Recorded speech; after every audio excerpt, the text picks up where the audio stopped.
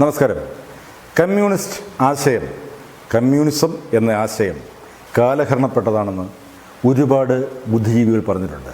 ഞാൻ തന്നെ പല വീഡിയോയിലും അതിനെ സമർത്ഥിച്ചിട്ടുമുണ്ട്. കമ്മ്യൂണിസത്തിൽ ജനാധിപത്യമില്ല, അവിടെ തൊഴിലാളി വർഗ ആധിപത്യമാണ് നിലനിൽക്കുന്നത്, സ്ഥിതി സമത്വമാണ് അതിൻ്റെ ലക്ഷ്യം. ഇത് കമ്മ്യൂണിസം എന്ന ആശയം ഉടലെടുക്കുന്ന കാലഘട്ടത്തിൽ ദുരിതമനുഭവിക്കുന്ന ജനങ്ങൾക്ക്, പീഡനമനുഭവിക്കുന്ന തൊഴിലാളി വർഗത്തിന് ആശയും ആവേശവുമായിരുന്നു കമ്മ്യൂണിസം. കാലം മാറിയപ്പോൾ ആ ആശയധാരയ്ക്ക് യാതൊരു പ്രസക്തിയുമില്ലാതായി. തൊഴിലാളികൾ മുതലാളി വർഗമാവുകയും എല്ലാവർക്കും അവനവൻ്റെ ജീവിതത്തെക്കുറിച്ചുള്ള ആശങ്കകൾ നിഴലിക്കുകയും ചെയ്ത കാലഘട്ടത്തിൽ കമ്മ്യൂണിസത്തിന് പ്രസക്തിയില്ലാതായി.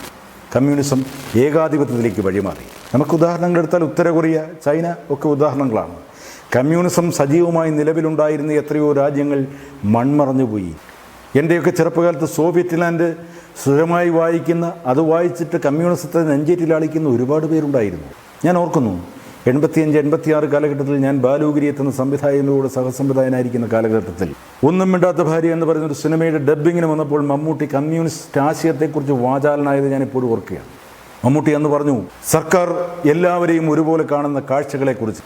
അന്നും സംശയങ്ങൾ തുറന്നു ചോദിക്കാൻ ധൈര്യം കാണിക്കുന്ന ഒരാളായിരുന്നു ഞാൻ മമ്മൂട്ടിയോട് ചോദിച്ചു, നിങ്ങൾ അഭിനയിക്കുന്നു, നിങ്ങൾ 1 ലക്ഷം രൂപ വാങ്ങുന്നു, അന്ന് അത്രയൊക്കെ ഉള്ളൂ ശമ്പളം, എന്നാൽ ഒരു ലൈറ്റ് ബോയ് 600 രൂപയ്ക്ക് പണിയെടുക്കുന്നു, ഈ 2 പേരും സർക്കാരിലേക്ക് പണം അടയ്ക്കുന്നു, നിങ്ങൾക്ക് 2 പേർക്കും തുല്യ ജീവിതം വിഭാവനം ചെയ്താൽ നിങ്ങളുടെ മനസ്സിന് അത് സന്തോഷമുണ്ടാക്കുമോ എന്ന ചോദ്യത്തിൽ മമ്മൂട്ടി പറഞ്ഞു, അതാണോ കമ്മ്യൂണിസം, എല്ലാവരെയും തുല്യരായി കാണുക, എല്ലാവരെയും സവിശേഷമായ വാത്സല്യത്തോടെ ചേർത്ത് പിടിക്കുക.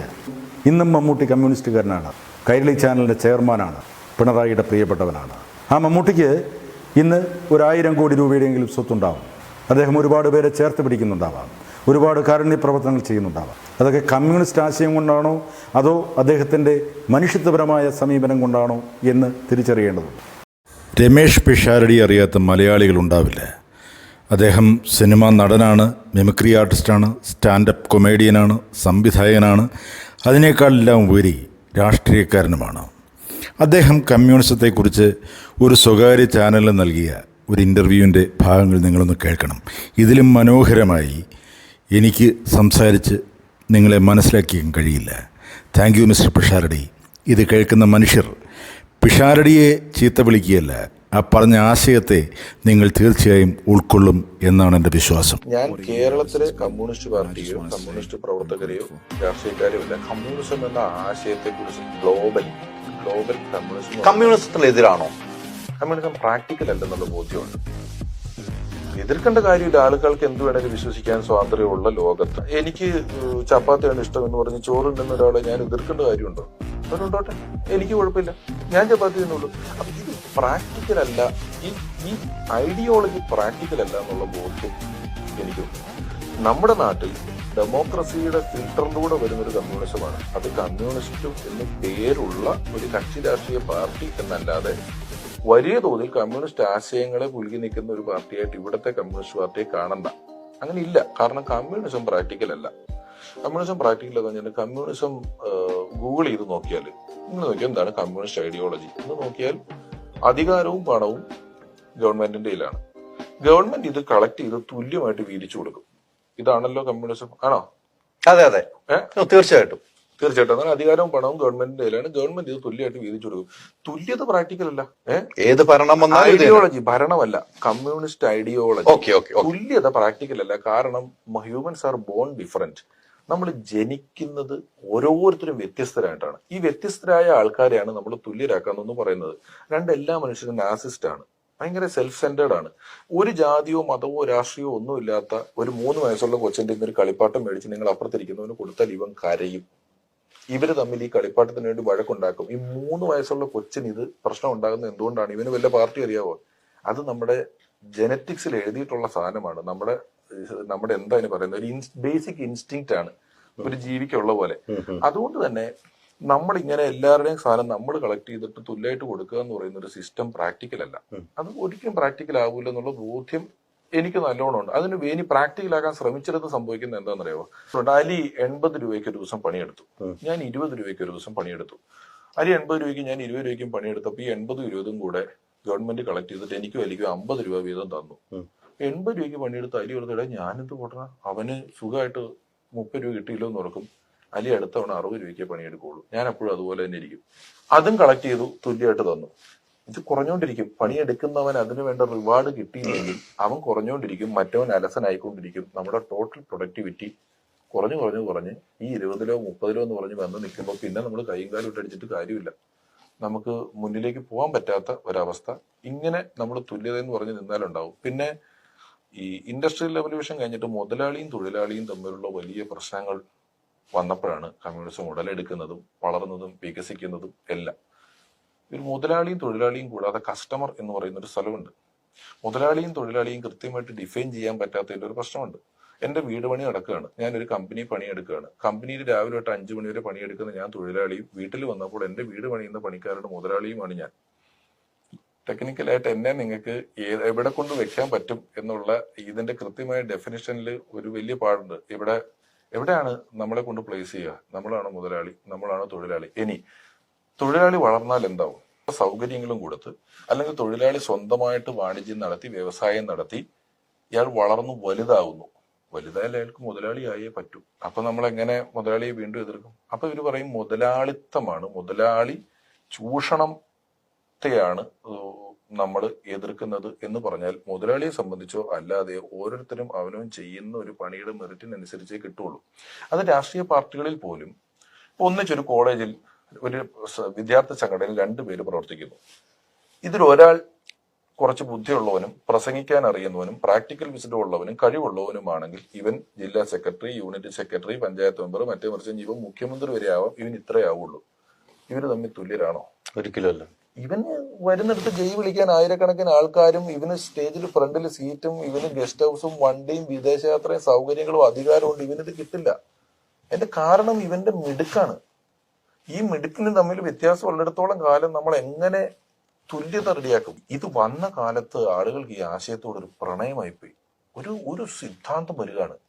എന്തൊരു മനോഹരമായ സിദ്ധാന്തമാണത്, എല്ലാവരും തുല്യരായിരിക്കുക എന്ന് പറഞ്ഞത്. പക്ഷെ അത് പെട്ടെന്ന് തന്നെ കാലഘട്ടത്തിന് മനസ്സിലായി അങ്ങനെയല്ല, ചെയ്യുന്ന പണിക്കുള്ള റിവാർഡാണ് എല്ലാവർക്കും കിട്ടുള്ളൂ എന്നുള്ളത്. ഞാൻ പറഞ്ഞത് ഗ്ലോബലി ഇത് എത്ര പ്രാക്ടിക്കൽ ആവുമോ എന്നുള്ള സംശയമാണ്. ഞാൻ ആദ്യം പറഞ്ഞു കേരളത്തിൽ പക്ഷെ ഈ ഡെമോക്രസിയിലൂടെ ഫിൽട്ടർ ചെയ്യുന്നു വിശ്വാസിയായ കമ്മ്യൂണിസ്റ്റ് ഉണ്ട്. എന്ത് ഇല്ലോജിക്കൽ കോമ്പിനേഷൻ ആണ്. പ്രവാസിയായ കമ്മ്യൂണിസ്റ്റ് ഉണ്ട്. പ്രവാസി എന്ന് പറഞ്ഞാൽ മൊണാർക്കിയുള്ള രാജഭരണമുള്ള മിഡിൽ ഈസ്റ്റിലൊക്കെ പോയി താമസിക്കുന്ന കമ്മ്യൂണിസ്റ്റ് ഉണ്ട്.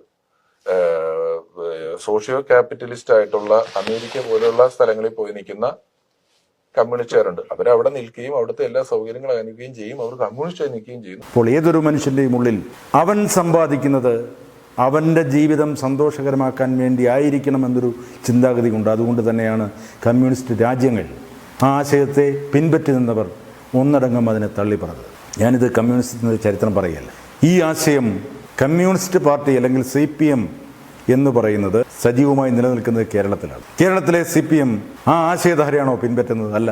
ഇവിടെ ഇടതുപക്ഷ ജനാധിപത്യ മുന്നണി എന്ന പേരുണ്ടാക്കി ജനാധിപത്യം അതിലേക്ക് കുത്തിത്തിരിയിരിക്കുകയാണ്. ഇത് എല്ലാവരും കമ്മ്യൂണിസ്റ്റുകാർ ഈ ചാനലിലൊക്കെ വന്ന് പറയുന്നുണ്ട്, ജനാധിപത്യ രാജ്യത്താണോ ഇത് സംഭവിക്കുന്നത് എന്നൊക്കെ.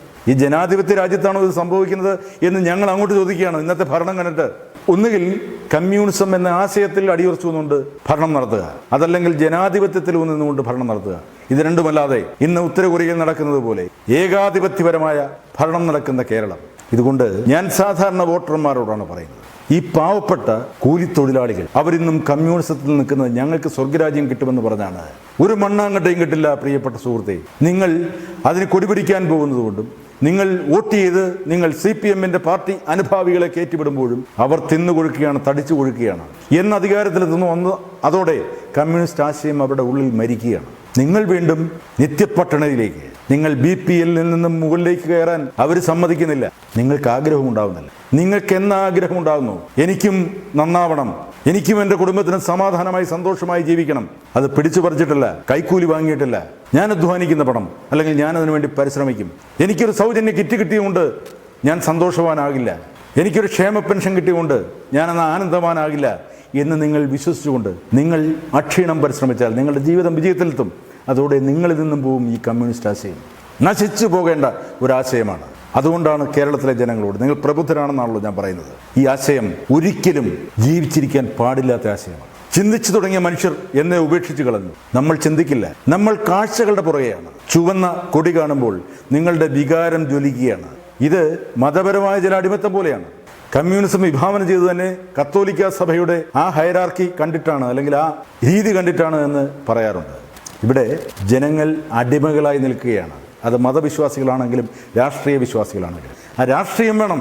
നമ്മുടെ മനസ്സിൽ, നമ്മൾ ജീവിക്കുന്ന സമൂഹത്തിൽ നമുക്ക് രാഷ്ട്രീയം വേണം. ആ രാഷ്ട്രീയം എന്താണെന്നുള്ളത് തിരിച്ചറിയേണ്ടത് നമ്മൾ തന്നെയാണ്. നമ്മുടെ ഉള്ളിലേക്ക് ശരിയായ രാഷ്ട്രീയത്തിൻ്റെ വിത്തുകൾ, അതൊരു പാർട്ടിയുടെ കൊടിക്കീഴിൽ നിന്നുകൊണ്ടല്ല, സ്വതന്ത്രമായ ചിന്തയിലൂടെ നിങ്ങൾ രാഷ്ട്രീയം മനസ്സിൽ രൂപവൽക്കരിക്കണം. പാർട്ടി ക്ലാസ്സുകളിൽ അറ്റൻഡ് ചെയ്താൽ അവർ പറയുന്ന ആശയങ്ങൾ മാത്രം നമ്മുടെ തലച്ചോറിലേക്ക് തിരികിയാൽ അവിടെ രാഷ്ട്രീയം ഉണ്ടാകുന്നില്ല, അവിടെ ജനിക്കുന്ന അടിമയാണ്.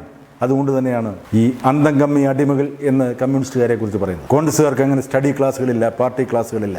അതുകൊണ്ട് തന്നെയാണ് അവർ ഇങ്ങനെ ചിതറിക്കിടക്കുന്നത്. അതുകൊണ്ട് തന്നെ ഞാൻ പറയുന്നു, കമ്മ്യൂണിസ്റ്റ് ആശയങ്ങൾ ഒരു നല്ല കാര്യത്തിന് വേണ്ടി ആരംഭിച്ചതാണെങ്കിലും കാലങ്ങൾക്കിപ്പുറം ആ ആശയം മനുഷ്യനെ ഉപദ്രവിക്കുന്നുണ്ടെങ്കിൽ നമ്മളതിനെ വലിച്ചെറിയണം. വേണ്ടാത്തതിനെ വലിച്ചെറിയുക എന്നുള്ളതാണ് ജീവിതത്തിൻ്റെ അടിസ്ഥാനമായ പ്രമാണം. ജീവിതം സന്തോഷകരമാകാൻ നമ്മളതാണ് ചെയ്യേണ്ടത്. പണ്ട് പ്രതാപിയായിരുന്നു, പ്രതാപമുണ്ടായിരുന്നു. ഇന്ന് നശിച്ചു തുടങ്ങിയ, ജീർണിച്ചു തുടങ്ങിയ ആശയത്തെ നമ്മുടെ ഉള്ളിൽ നിന്നും വലിച്ചെറിയുക. Thank you.